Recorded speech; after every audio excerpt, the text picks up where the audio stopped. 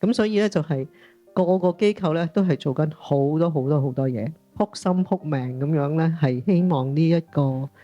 困難咧係盡快解決嘅。但係大家要知道，唔會一下間就解決，係需要時間嘅。咁所以我亦都想提醒大家咧，就係因為我哋係心靈工作者，我哋係社工或者輔導員咧，唔好睇得我哋嘅工作太大，因為大家記得喺汶川地震嘅時候咧，佢哋好快就已經話要有3防啊，防火、防盜，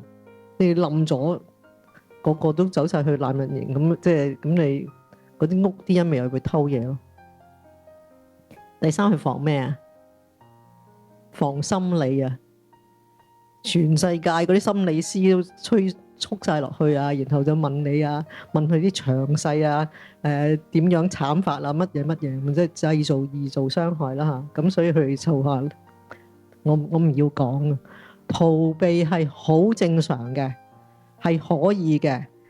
係要做一啲其他開心。所以佢哋喺啲房屋即係臨屋區裏面咧，就係跳大媽舞啊！揾嘢玩啊，打波啊，乜嘢其他，所以大家係唔需要着晒黑衫啊，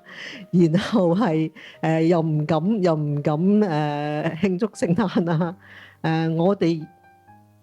更加要珍惜，因為我哋唔知道有冇聽日嘅，我哋個個都，我哋要更加珍惜感恩我哋今時今日我哋有嘅嘢，